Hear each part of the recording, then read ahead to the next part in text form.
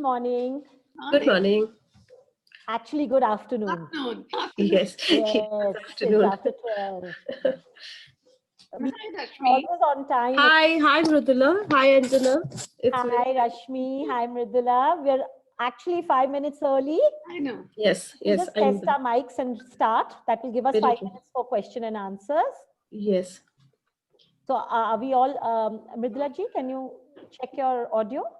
Yeah. Okay, great, great. So good afternoon and welcome to the Women's Economic Forum Bangalore 2020. I'm Thank you so Anjana much. Gupta Paul, your moderator for this session on a very important topic, emerging importance of Sanskrit globally. We are honored to have with us Mridula Sharma and Rashmi Kulkarni to share their views. But before we begin, I just want to give some ground rules. Each speaker will have 12 minutes to speak. And at the 11th minute, I will ring a bell. This is just to warn you to wrap up in time. And if we have questions in the time in the end, we will take some questions. So the schedule will be, you will speak, and after that, there will be the awards and then Q&A. Since we are starting a little early, so I guess we will have more time. So let's not waste any time and let me introduce the first speaker.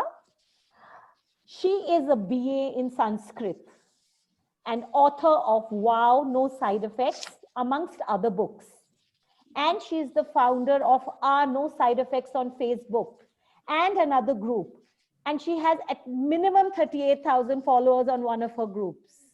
So let's welcome Mridula Sharma, our first speaker on emerging importance of Sanskrit globally. Mridula ji, over to you. Thank you, Anjana, for the beautiful introduction. And good afternoon and welcome to WEF Bangalore 2020. We being the host chapter all across the world and within India. So I go on to my subject, my topic. We all know that Sanskrit is so important for computers these days, computer apprehension. It's worldwide and it is accepted everywhere. It is not just a language. It is the primordial conduit between human thoughts and soul, art and culture, physics and metaphysics, the creator and the creation, and much more, the subtle and the gross, and more. It means so much more. You will know as I talk further. NASA has spent 20 years, so much money, time, and effort to find out a language that would give them clear replies back from the space travelers, whomever they sent in space. They tried through various languages for 20 years, and the messages that came back came in garbled form. Finally, when they tested with Sanskrit, it was so clear and crisp. From then onwards, there's research going on. They have a separate research organization for Sanskrit. And what I read is they've got over 60,000 palm leaf manuscripts which they're searching upon. Another big thing is that they are coming up with their 6th and 7th generation computers that would be based on Sanskrit language. Wouldn't there be a revolution to learn Sanskrit after this? It's not that it is not still there, but it is like point something, something, something. Then it will grow in percentages, real percentage. I've read somewhere that the NASA chief, he likes to speak Sanskrit whenever he can. So we shouldn't waste time. These two computers are coming in 2025 and by 2034, the 7th generation computer. We don't have much time, but still enough to learn. And we may not learn the deeper aspects of it, but I'll let you know how just speaking, reading, or pronouncing the words is so good for us.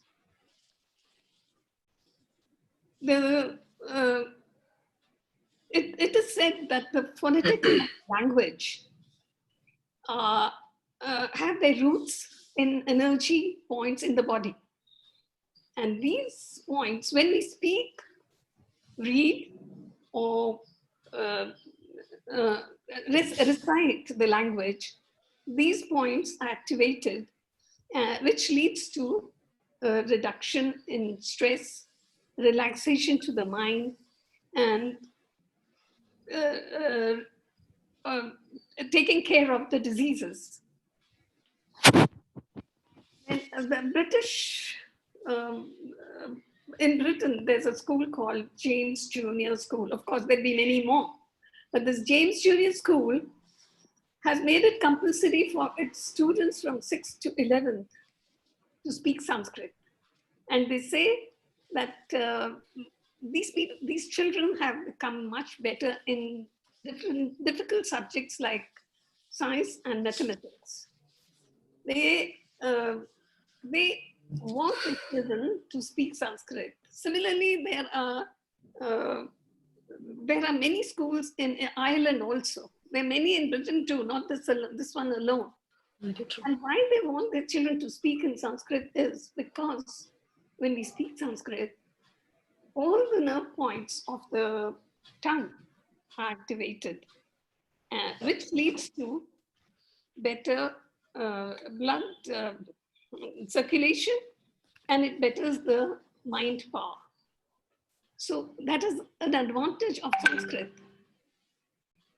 Sanskrit, we have known, has been a very pet thing to Germany.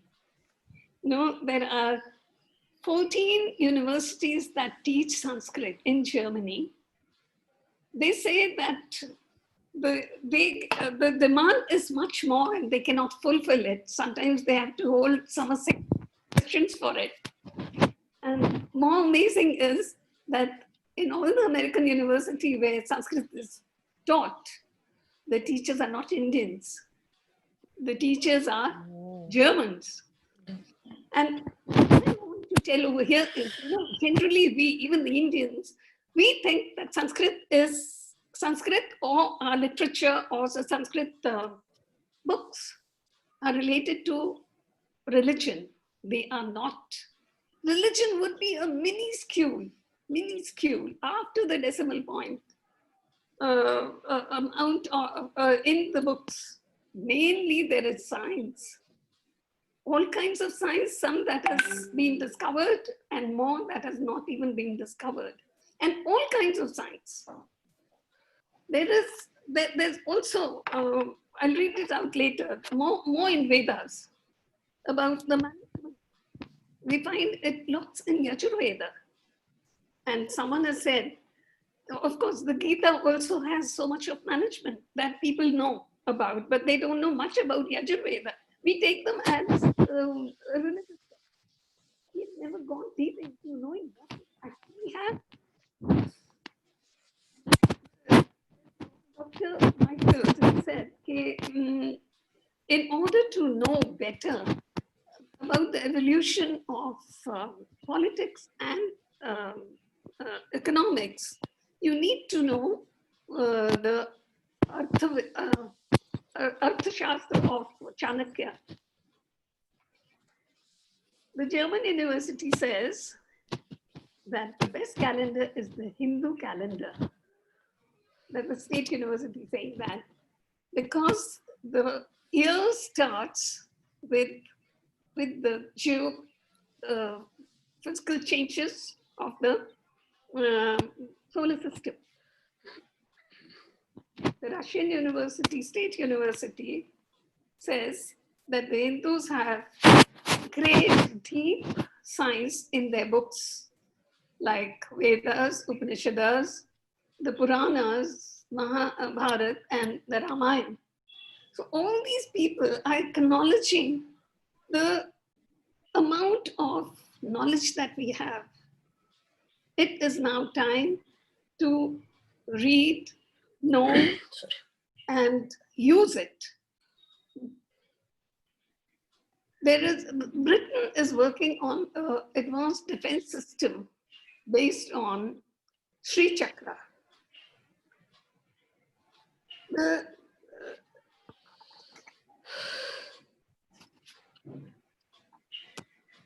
There are 17 countries that have 1 or 2 universities which are studying Sanskrit in order to get technological advantage. So there is so much that we can learn from Sanskrit and utilize it before the time lapses, before we find ourselves lagging behind. It is, Sanskrit and Vedas, they are not for Indians alone or for Hindus alone. It is that they got left behind over here. These were for total humanity. And I'll tell you 1 or 2 things. On the 9th of July, I had given another talk where I told them, of course, that was on science in Vedas. But, in the Vedas, from there comes the speed of light. They say it's 1,85,000 and some decimal points. That is the speed of light per second, miles per second. And in 19th century, 2 scientists have said the same thing, but they've made it at 1,86,000 miles per second. So I would say that the Vedas thing is better than, would be the more accurate one. Then to need to know more about it, Sanskrit Bharati is an organization based out of Delhi. They are doing tremendous work of teaching Sanskrit at every level, and they don't charge much. I went to one of their labs in Bangalore, and it was amazing, the work that they are doing. They're writing a Wikipedia in Sanskrit. They are doing researches in Sanskrit. One boy, he can translate all the languages, all the old languages. He can decipher them. My God, and of no charge. They don't charge anything. They are working for free. This thing is after by the organization. Their children are looked after. They get their meals. They get a room to stay, and a very simple living. We were the boy who served us lunch. He was an MBA. And the one who served us tea later, he was the one who was working on Wikipedia. So I think the bell has gone. I will end it up here. I'm so scared of that bell at WEF. No, you still have a minute. You still have a minute, Mridula. Just continue.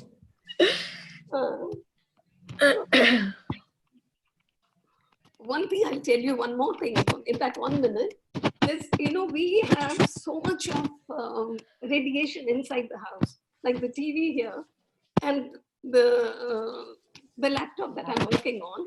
There's a phone line next to me. So much of radiation is generated within the house. How do we get rid of it? The Indians will laugh at me. And, but I must tell you, by burning cow dung cakes, we finish off the radiation.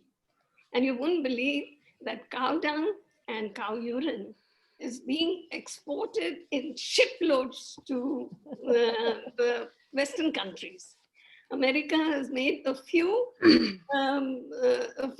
medicines and patented them. Wow. Plus so much, little bit more. So much is there that, the weeds growing in my garden, they're good for jaundice, they're good for, what do you call, beyond jaundice, cirrhosis. Will you believe that? Brahmi is just growing out of one thing. I didn't grow it. On the road, you have that madar plant, it is called. That is good for so many things. So like that, anything growing anywhere is so good, what all can be patent. I know we need to know what is our indigenous plants. So thank you so much, Mridula ji, for your insights. And now I would like to introduce our next speaker.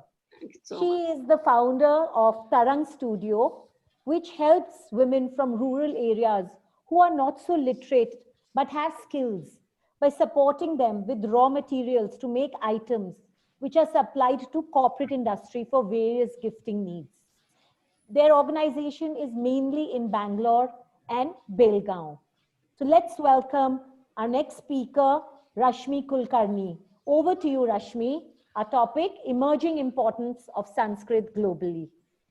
Hi, Anjana. Hi, Mridula. It gives me an immense pleasure to talk in WEF 2020 today, the digital forum. And I should say that this is my, I think it's the first of the digital platform where I'm speaking, especially on the subject, the Sanskrit. And yes, I think Mridula covered most of the things, and it's immense pleasure to know, there are many people who are holding the interest in Sanskrit, and there are many researchers going on in our country and other countries too on this particular topic. But yes, the topic given to me was the emerging importance of Sanskrit globally. So when I come, I think the basic part, everything Mridula covered so beautifully, and I'm honored to be on the same platform with Mridula, because yes, I am not very totally into a Sanskrit research kind of a thing, because as Anjana said, my studio is basically I teach kids. Apart from the commercial aspect of the selling or equipping the rural women. So when we come to a topic of teaching the kids, the shloka learning became a new trend these days. We are teaching shlokas to our kids, saying that we are imparting our tradition and our culture in the form of shlokas, and we are telling the meanings for the kids and so on and so forth. So when I started the research about Sanskrit, you come to know that, shlokas and mantras, we have limited our Sanskrit knowledge only to this particular thing. Especially in India, it's only when you say Sanskrit, it comes to everyone's mind that yes, it's shloka and it's a mantra. So whatever you talk and you say, it's like we are saying a shloka. But there is Sanskrit as a wide aspect, as Mridula mentioned. You need, I think, ages to know what exactly the whole Sanskrit is. So I mean, it's very interesting to know in depth of Sanskrit when you go on, and you just come to know there was work ancient, in Sanskrit, it was on medicine, or you say physics, metaphysics, or whatever it is. We had Sanskrit involvement in every aspect, right from the scratch. I think right from the invention of zero to everything, Sanskrit plays a major role in our country. And we are known for Sanskrit, but unfortunately what has happened, I feel, is Sanskrit is losing its importance in our country, though there are many universities, and I think our own Narendra Modi is emphasizing on the usage and learning of Sanskrit, and which is a beautiful thing right now. Coming to global aspects, as the ma'am mentioned, okay, what is that why is Sanskrit needed globally at this point of time? So that is where we are playing a major role. When you go in-depth studies of Sanskrit, as we said, there are medicines, and in Sanskrit there's something called as Samhita. It's like a collection of things together. So we have Sushruta Samhita, we have Brihat Samhita in Sanskrit, so which has a collection of lot of things. And what you come to know is taking an example of Sushruta Samhita, where it's basically which talks about medicines and surgeries. So we had this right from the beginning. We have everything documented, but unfortunately we are not utilizing it in a proper way. But again, as Mrudula said, in Germany, or you go to London or wherever you go, they are doing a deep research on our topics, taking the samhitas and translating it and knowing, what can be done. And I think in London Museum, where you have a typical section of the medicine and surgeries, they have mentioned about Sushruta's the equipments that he used for surgeries at that point of time, so which is like ages before. Okay. So when we are doing this kind of revolution, as Mrudula ma'am mentioned, it is like, the NASA is already doing a lot of research that is like, I think it's called as Viman Shastras in Sanskrit. So where they're trying to do many research on this aviation science, but taking all the basics from our own Sanskrit samhitas. So, and if you see, I just want to inform like whoever is watching this. So like, when we talk about samhitas, we were like, nowadays, if you see, there is one earthquake and every other house is just like collapse. So like, this Sanskrit, why we need to do research globally and take this again, like, the whole lot of, you need to work backwards and you need to take it forward again for our kids or coming generations, because in all the samhitas, I can just give you an example of architecture and other things which I recently studied. Like, there were something like there was a adamantine glue which was mentioned in one of the samhita in the architectural stuff, where they had mentioned like how you can make a glue with some of the fruits and other things which can be heated, and when it is applied in either your temples or in homes, the whole structure will last for many years, like, millions of years or whatever it is.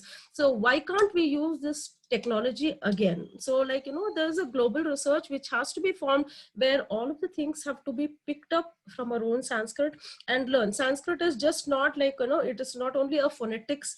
You're working on a grammar, you're working on a particular things, but it is a wide aspect, like, where you're studying the, archaeological stuff or an architectural stuff or medicines or physics, as you say. Completely, Sanskrit is a combination of everything.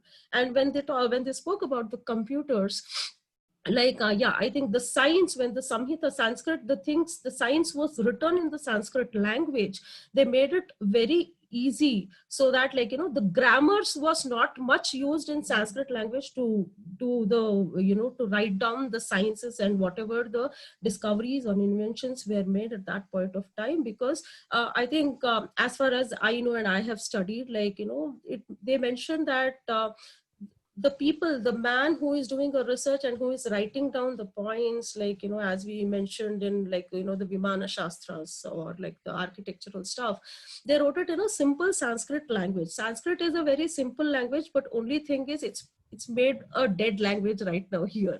I think we need to work on that. And there are a lot of things, like, when Mrutula ma'am said German, like, they take proud of Sanskrit language because they feel like, that was the base of their language to emerge in. And I just read an interesting topic where the German Lufthansa, the airlines, was again derived by a Sanskrit word too. Oh. Like, yes. So it was the Lufthansa is one such thing where, like, it spoke about the swan, and it's like, it's called as the lost swan, if I'm not wrong. Luft means it's lost, and the Hansa means swan. So they even derived Lufthansa from the Sanskrit word. So they are like, so passionate about the language, and like they are very proud to say that, their language origin from Sanskrit. So I just feel that, being the mother of the whole many languages, Sanskrit should be given importance to do a lot of research and other things, in particular scientific areas, because Sanskrit is known as a scientific language. Correct. Basically, it's known as a scientific language because there are proven things like even English has one synonym, but if you see Sanskrit, there are many synonyms to a particular word. So like, that is the beauty of Sanskrit. So we need to take this globally, because for the mankind, when, most of the Sanskrit shlokas mention, we are all together, we are for each other. So the language is not just limited for one particular region or like India, whatever it is, but like, when you say like Sarve Jana Sukhino Bhavantu in Sanskrit, so we have emphasized that, everyone should be happy, everyone should grow. That is what I think our Indian stuff says, and even the Sanskrit also says that. So when we are talking about, globalization or anything, so India also has to join hands and do more research in terms of Sanskrit, and globally they need to join hands, and India in Sanskrit has to be made a major language to know and study, rather than, when people say Sanskrit is my first language, they just see you like aliens here in India. But when you go to other countries, you're more respected, because a Sanskrit student is respected like anything in other countries. Why not in the original country? Like, they also say, like, the Sirens were the first people to know Sanskrit more than, like, Indian. There are a lot of research behind, like, the origination, where it was found, where the manuscripts was found and all those things. So I think Sanskrit is a major source for all the kind of science and also the literature. So we need to, like, think and do emphasize on importance of Sanskrit here in India as well as globally. So yes, I feel like, there are a lot of good things happening outside. So we should be doing a research in India, only because like Sanskrit being a major subjects. I think I end my topic here. If there is anything, like, I would be, happy to get. Rashmi, lots of research is happening, and Yes. I'm working on that. Yes, Mridula ma'am. I'm so happy to connect with you. I am working on making students who are experts, like, Yes. teaching them engineering, architecture, all of that through our books. Yes. And it is happening. Day before yesterday, I was on a Zoom call for this only. This is happening in Maharashtra. One is happening in UP. Others I don't know, but I'm connected to many such people. And I have never called it a dead language. And NASA says it is the only living language, which is so unambiguous, spoken on the planet. So I was so happy when I read that at least NASA has acknowledged, and we call it dead language. No, that is, I think that is the major drawback here, Mridula ma'am, because I have also connected in various forums for this, and like sometimes some people like welcome the thing, and some people like, they just see you like, okay.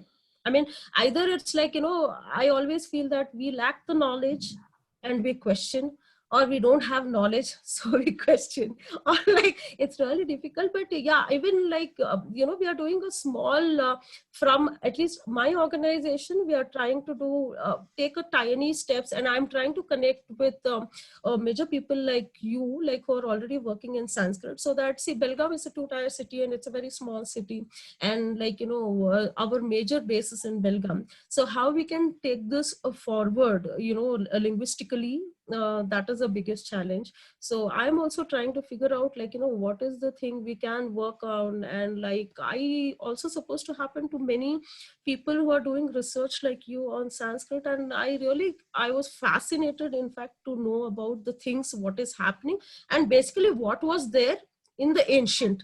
I mean, like, we are totally unaware of many things, those technologically right now. I mean, globally, we are like, so well equipped. There are a lot of science researchers happening. And when you come to read Sanskrit and the science behind all those things, you're fascinated to know that this was all there. Everything was there, and we are still just working on it. Rashmi ji, here I want to tell you, I read also something that so much material is available in Sanskrit for the study of consciousness. It Very can true. help in solutions of depression, stress, and addiction, which is currently ailing the modern society. And Anjana, why we are including Sanskrit, why we are emphasizing to include Sanskrit as a major subject in schools and colleges is only because of that reason, because Sanskrit itself, it is proved that the words of Sanskrit, it gives soothing effect to the brain. correct. And like, there And is a research on that. in Europe, people are using this language because the European languages don't, give pressure or help finger movements, their alphabets. So Sanskrit, on the other hand, helps the dexterity of the brain as well as the phonetics, as Mridula ji had said, right? Exactly, yeah. So in Europe, they are using this language for that. But in India, we've often seen it's used more as something to get marks for, and Yes. not really. Very So true. in fact, we have one question from Yes. in this time when we are going back to learning. Okay. Okay. Yeah. What are the resources available for a person, if they are interested in learning this? And I'm not saying in schools, but, adults. Yes. I'm working on that. I'm connected Okay. to people who have that. Sorry? I'm connected to people who have those resources. Okay. And you know what? We lack self-esteem. Correct. We always think something else is better, which is from outside rather than our own indigenous. Yes. We don't realize what wealth of knowledge we have, though so much of it was destroyed. Very true. Yet, Very true. yet whatever we have is enough. It's Yeah. more than enough. Coming to this thing, like, okay, Google is one such thing, like, where you have lot of stuff. I mean, at least if you're starting, if you're a starter or something where you're just starting to know what the language is, about the history or whatever, I think the Google is the best source. If you find out, if you do a proper research, and like, if you can connect with people like Mrudula, who can actually guide you through, like, what has to be thought and what has to be seen or learned. It's a great thing to go on Google. It's a very simple thing. Like, there are a lot of samhitas also which are uploaded on Google. But only thing is you need to know the basic essence. Like, what is that I need to find? If I don't know what I'm finding, so even Google will not help So, you. the question here is, are there any adult literacy sessions where someone can, attend? So, Mridula ji, if there are people who are interested in learning. Yes, so they can connect with me. Definitely, And also, definitely. After finishing my course, of course, I know little. And when I say little, means I don't add and the. That means I know nothing about Sanskrit. So I finished the course. A brainwave came, and I said, I just wrote on various WhatsApp groups. Hey, speak Sanskrit without, learn to speak Sanskrit without grammar. Will you believe in 1.5 days, I had one group full of 257 members. Wow. Started the group. Next day, 200 people came there. Started one on Telegram. I have 330 there. And there are two other groups. One is the Adi Samaj group where 156 or something people are there. I'm sending it to them. So totally, I'm sending to more than 1,000 people every day. So you're a good just source. A sentence. No, Yeah. I don't know much. Just a one sentence, so that they start talking. They start getting used to it. Okay, at this point, I just want to say we have 3 minutes left. So I just want to honor you both for this fantastic session. And I think a lot of people are going to learn so much from it. Thank you so much, ladies. And on behalf of WEF, we are very happy to confer the Iconic Women Award for creating a better world for all of us. Mridula ji and Rashmi ji, thank you so much. And soft copies of this Thank you so much, Anjali. Will be there in your email within a week. So thank you again. And we should all connect. And I think when you have the resources, available, Mridula ji, and the connections, we should just share them with everybody, because this is our indigenous research, our language, which we should share. And Indians should be proud of it and not, in England, they teach Latin, which is a dead language. Why aren't we taking pride in Sanskrit? Very true. Sanskrit has not gone dead, actually. It was spoken, and it is in daily prayers and all, everywhere. We speak in Sanskrit, Yeah. prayers and all, but But- we don't know the meaning, and we don't go further. Yes, So a lot of yes. people, try and think that Sanskrit is only a religious angle. There is so much Yes. more than the religious angle to Much. Sanskrit. That is what we need to disseminate, to the public, and taking pride. So thank you again, ladies. And now we I need would to, say, yeah. don't pick up your books from anywhere, because most of them were also gotten made to finish it. And I read somewhere for Hindus to hate their Vedas. So Oh. don't pick it up from anywhere. I had that session on 9th of July, and my daughter saw it and she said, "Oh, Mama, I just saw what a great lineage we come from." And she said, "I started learning my Vedas." I said, "You have Vedas?" Because I told that girl, "You were too American for my taste." Yeah. And I was surprised to see that she said, she's got Vedas in her, but all wrong copies. Okay. I said, she told me, she said, I better burn them and buy Yes.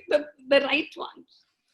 Okay. So Anjana, on can I this take a second, please? yeah, okay, but we'll get cut off automatically, okay, at 1 o'clock. Yes. Mrudula ma'am, how do we connect? I mean, like your contact numbers and other things. How do I give you? I tried We'll to. do that. We'll do that Okay. offline. We can do that offline on the platform, in fact.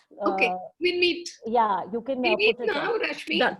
Okay. In the Yes, yes, yes. So again, thank you. Thank you so And much. Thanks so we need much. to leave the room so that the next session can start. Yes. Thanks, Anjana. Thanks, Mrudula. Thank It was you a so beautiful much. session. Thank you Thank so you much. so much. Yes. Yes. Bye-bye. Bye.